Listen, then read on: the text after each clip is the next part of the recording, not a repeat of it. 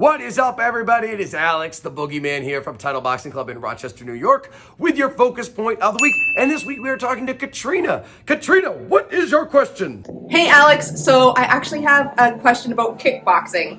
Did you just say kickboxing and a boot? Are you from Canada or something? Yes, I'm from Canada. About kickboxing. Do you have any tips on how to throw multiple fast round kicks on one side? I like it. We don't get a lot of questions about kickboxing or from Canadians, so we're mixing it up this week. And again, I like that a lot. We're going to talk about kickboxing, how to throw those quick round kicks. If you haven't seen them, it's a staple in Muay Thai. They do it all the time. It looks awesome. It's super fast. I'm going to talk about how to throw them in just a second.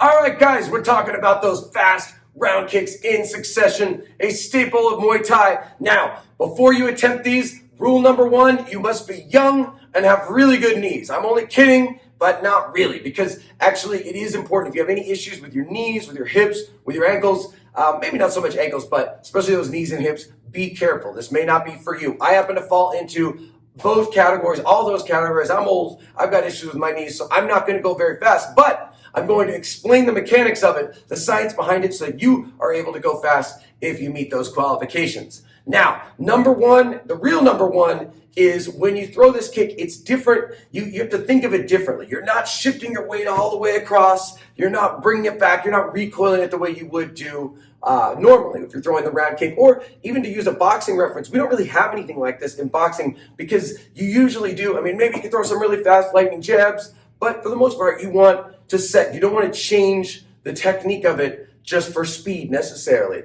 In this case, we do. So we're changing technique a little bit.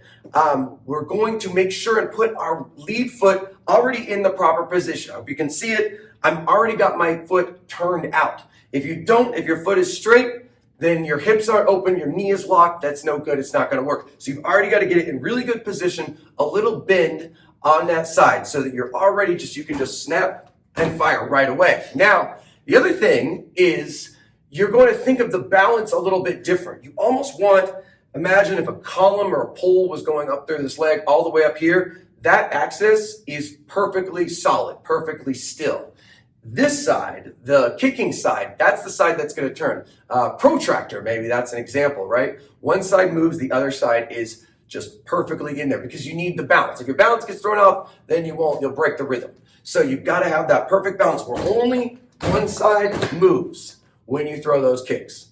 And it's the plant side is perfectly still. Then, maybe just as important, our hands. What you do with your hands and your arms when you throw this kick. You need counterbalance. So I've said before, in kickboxing, I don't like chopping with that kicking side hand. I understand it gives you better balance and better power, but I normally don't like it because I don't like to leave my face exposed.